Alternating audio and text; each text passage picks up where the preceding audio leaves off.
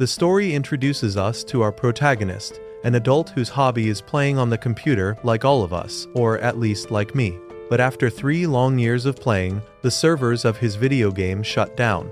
Determined not to be left with nothing to do, he starts looking for an ultra-difficult challenge game. In the process, he finds something. Suddenly, his screen distorts, and on a dark, creepy background, a text appears saying that it is a fantasy world of swords and magic, but with a special feature. It has no end. He is asked to choose the difficulty. Our protagonist focuses on one that says Hell Mode. He reads its description, which states that it is so difficult that he will not even have time to cry. Tired of the same taunts that video games usually throw at him, our protagonist clicks it. When he does, a class selection appears, with different levels of difficulty. He notices the Demon King class, but above it is the Summoner class. Without hesitation, our protagonist clicks it. After doing so, a warning appears, saying that he will start as a serf and will have to pass an exam. Eager to know what it is about, he clicks accept, and in the blink of an eye, he is absorbed by the screen. When he regains consciousness, he feels as if he is submerged in water. At first he likes it, but when he realizes that he cannot breathe, he panics. The next second, he wakes up as a newborn baby, so he has no more doubts that he has been reincarnated. Excited, he thanks the heavens for this opportunity. Yes, sometimes I wonder if they have family or something.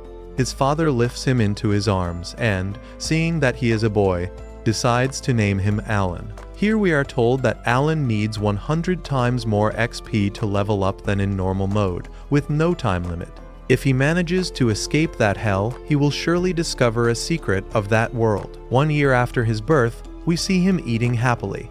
Our protagonist summarizes his past life. He was 35 years old, had no money, no education, and no girlfriend. But thanks to a game, he was reincarnated and became Alan, a 1-year-old baby. He also adds that, luckily, everything is automatically translated into Japanese for him. By observing his situation, he understands that, just as the announcement said, he was born as a serf. He explains that his family farms cleared land to pay taxes to their lord. His father is named Rodan, a young man in his early 20s. Then there is his mother, Teresia, a kind and beautiful woman who is also around her early 20s. He mentions that he is their first child, but that soon he will have a little brother or sister. At that moment, he yawns, and his parents assume he is tired, so they take him to his bed. They leave him sleeping and go back to continue eating. As soon as they leave, Alan opens his eyes and raises his hands, saying, "Status open." When nothing happens, he feels disappointed.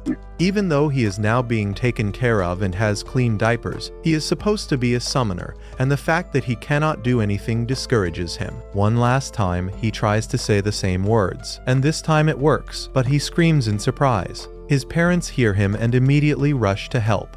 Alan quickly makes the book disappear and pretends to be asleep. Seeing him so calm, they think it was just a dream and let him sleep again.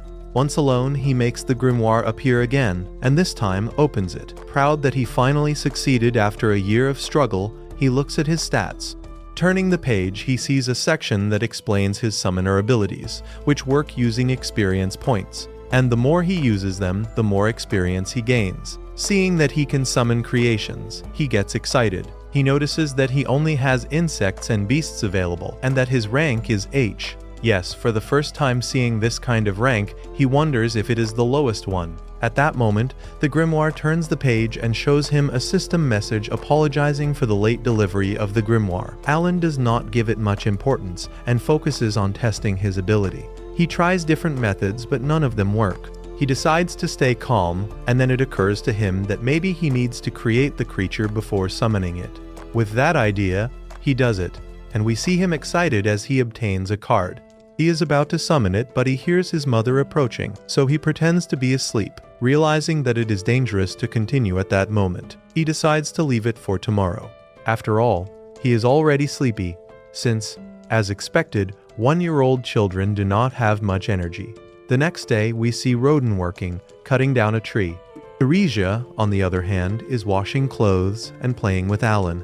After playing, she asks him to lie down and sleep. Once he is alone, Alan takes the chance to keep practicing. He summons the grimoire and takes out the H-rank insect. At that moment, the card becomes electrified, lighting up the room, while Teresia notices nothing because she is busy cleaning. Alan covers his eyes until the light returns to the grimoire, summoning a giant insect that jumps straight onto Alan's face. He gets scared and falls to the floor. After calming down, he sees that it is a grasshopper and wonders if it will obey his orders. Alan tries calling it and asks it to come closer, but the grasshopper simply turns around and leaves. Seeing that it did not work, Alan wonders if the grimoire has something that can help him. Right away, he checks its stats and notices that it has no name and that he needs to give it one. Since it is a grasshopper, he names it Denka. The name is written into the grimoire, and he also notices a category called Blessings. He sees that Denka gives 1 point to endurance and 1 point to speed. When Alan checks his own stats, he notices that they have increased by 1 point, and he accidentally shouts with joy. At that moment, Teresia arrives. Seeing Denka walking near her feet, she screams in fear and steps on it. And just like that, the insect Denka's life comes to an end. Yes, leave a comment for poor Denka, may he rest in peace. But anyway, on the other hand, we see Rodin hunting and Teresia doing fieldwork, while in the following days, Alan continues creating several H-rank creatures. We then see him summoning Chorosuke, a mouse. Just like Denka, it has low intelligence, but it has a special skill called Usmir, which it only uses when Alan tells it to, and Denka, for his part, can jump. So Denka did not really die. He can simply be summoned as many times as Alan wants. He mentions that fierce creatures roam all over this world, but he still does not feel ready to face them. For now, he can store up to 10 creatures that he has created. The blessings from each one are important. For example, if he stores Chorosuke, Alan's attack increases by 10 points.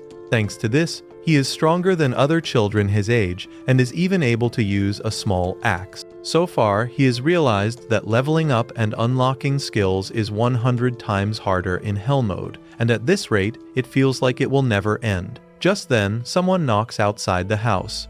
Teresia goes to check, holding Alan in her arms, and sees Rodin covered in blood, but he quickly clarifies that it is not his. Rodin approaches Alan and asks if he behaved well today, telling him that his father killed a wild boar, amazing his wife as he proudly talks about his achievement. Alan explains that Rodin is a farmer, but he hunts with the other men during autumn and winter. Rodin asks Alan if he would like to go see the boar. Alan gets excited because it will be the first monster he has ever seen.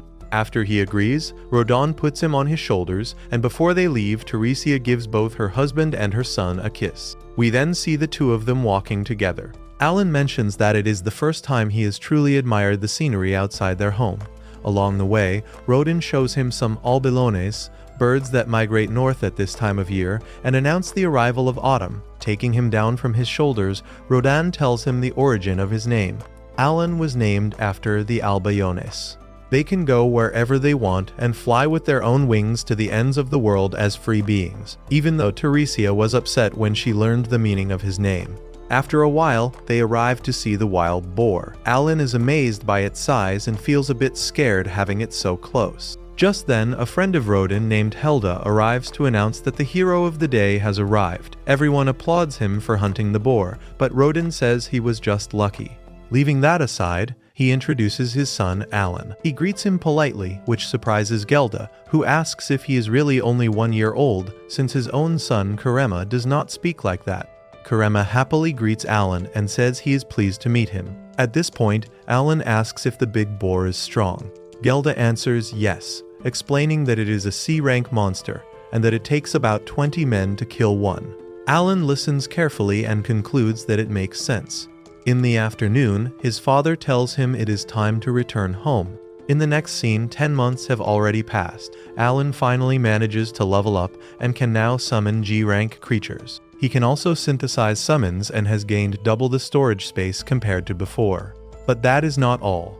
His grimoire can now even write his thoughts into the book. Eager to try synthesis, he decides to recharge his energy.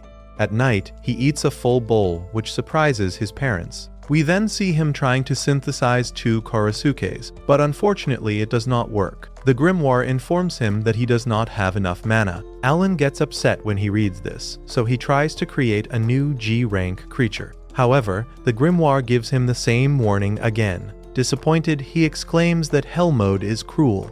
And well, what can be said?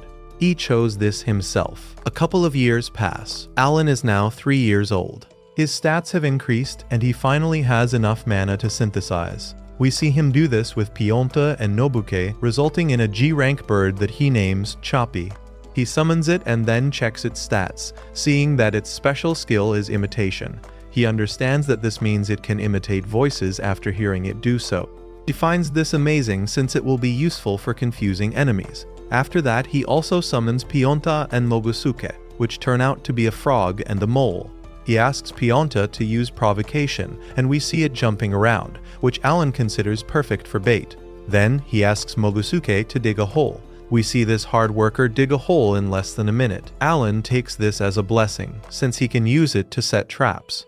Seeing that the abilities of G-rank summons are quite useful, he declares that he will master his stats and conquer this world. While he is thinking about this, Mogusuke gets excited and digs another hole under our protagonist, making him fall in. While complaining about the pain, Alan hears the ringing of bells. He understands that it is already 3 o'clock, which means that she has arrived. At that moment, he hears the voice of a girl calling out, looking for him to play knights. Now we see him ready for battle. The girl introduces herself dramatically as Knight Kurena, while our protagonist introduces himself as Knight Alan, and both declare that they will fight with honor. Inside, our protagonist is dying of embarrassment, but he knows he cannot avoid it. Suddenly, the dangerous girl charges at him at great speed and swings her sword. Our protagonist manages to block the attacks thanks to the monkeys from his summons. Suddenly, his sword breaks, and without mercy, the little girl beats him up. In the afternoon, the girl says goodbye to Rodin and Teresia, promising that she will play with Alan again tomorrow, while our poor protagonist is left lying on the ground. His parents praise him for working hard. Alan thanks them, but remembering that his mother is pregnant, he asks her to let him help her. At night, while they are having dinner, Alan tells his father that since his mother's belly is already big, he will help her with the potatoes from now on. After all, his strength is already comparable to that of an adult, not even counting his summons. His mother refuses and tells him that he should just play with Kurena instead. Alan tries to respond, but his father asks him to be patient, saying that soon he will help in the fields until he gets tired. Alan understands that he is right. After all, it is almost impossible to escape the status of a serf, so he agrees to obey. His father is surprised that he understood, so he laughs. At that moment, Teresia tells him that lately she has seen him throwing many stones at the tree and asks why he does that. Alan answers that his father told him that some monsters appear outside the house, so he wants to protect his mother. Rodin believes this lie, even though the real reason was to test if he could gain other abilities. Teresia adds that he should also make sure to protect Kurena, although judging by how well she fights, it does not seem necessary. Rodin says that they are just playing at being knights, but he is looking forward to Alan's evaluation ceremony. This ceremony happens at the age of 5, when their god will see if he has any talent. Only if he has talent will he be able to escape farm life, which excites Alan. When winter arrives, Alan sees Denka playing inside a hole. He mentions that he can summon creatures all day without any problem now. Just then, Kurena calls him to play, and once again, she ends up causing him trouble. The game ends when his sword breaks. At that moment, Rodin arrives and sees that Alan lost again. Teresia goes out to greet him, but suddenly Denka climbs onto her leg, making her fall to the ground. Rodin rushes to check if she is okay, and she says she was just startled, but then she starts feeling labor pains. Immediately, Rodin asks Kurena to call her mother and runs off. Soon after, we see Teresia giving birth, while Alan is boiling water and says that he has never seen childbirth before. He then tells them that the water is ready and asks what else he should do. Rodin is about to tell him what to do next, but he forgets what comes after that. Fortunately, Kurena arrives with her mother and Gelda. Rodin thanks Matilda for coming, but wonders why Gelda is here too.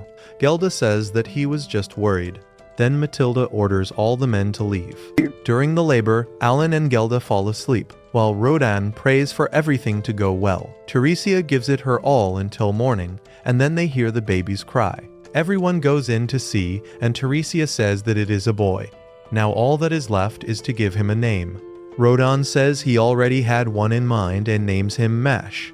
Teresia thinks it is a cute name, but asks if he was inspired by another monster. It turns out he was, but Teresia just laughs about it. At that moment, Alan wonders why he was reincarnated.